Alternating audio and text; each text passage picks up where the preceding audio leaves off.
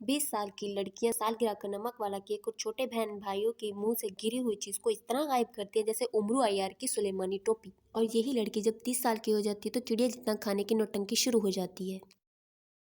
और सर्दियों में लड़कियां आउटिंग के लिए इस तरह शोला बन के निकलती हैं कि सर्दी को भी अपने होने पर ताज्जुब होने लगता है। और फिर यही लड़की 30 की उम्र में ये सोच रही होती है कि हीटर से आग कमरे को लगानी है, बिस्तर को या खुद को। बाहर जाने के इनकार पर कुछ इस तरह के जुमले सुनने को मिलते हैं, क्या तुम मेरी दोस्त हो, मुझे तुम पे यकीन नहीं आ रहा, तुम मेरे साथ ऐसा कैसे कर सकती हो। और फिर 30 साल की उम्र में जुमला यूं बदलता है, अभी हम पिछले साल ही तो आउटिंग के लिए गए थे, इतनी जल्दी फिर से।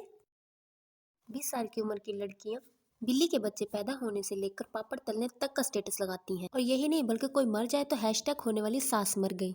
और जब 30 की उम्र को पहुंचती हैं तो no last movement for my year बड़ा सारा बोर्ड नजर आता है जो ये पूछ रहा हो कि जिंदा भी हो या मर गए। जिस पर पता चलता है कि स्टेटस लगाने से ज्यादा हैशटैग सास की बरसी के बर्तन धोए जा रहे हैं। जो लड़कियां 20 साल की उम्र में हांडी में नमक चखने की मद में पूरी हांडी खत्म कर दे, यही नहीं बल्कि हर दूसरी खाने वाली दुकान का पता इस तरह याद होता है जैसे माँ को बच्चों के नाम।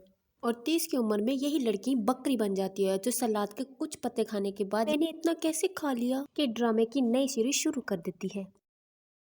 अच्छा, वो मेरा काले वाला सूट, वो तो मैंने अपनी किडनी बेच के लिया था, उसके बारे में तुम ख्वाब में भी मत सोचना। और जब लड़की 30 की होती है तो 90% सेल पर भी जाने से इसलिए इनकार कर देती है कि अपनी दूसरी किडनी बेचकर अपनी जहेज के लिए ओवन लेगी।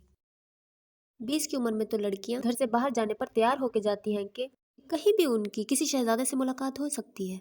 और 30 की उम्र में वो घर बैठे बैठे यही सोचती हैं कि अगर वो शहजादा मेरा होगा तो खुद ही मुझसे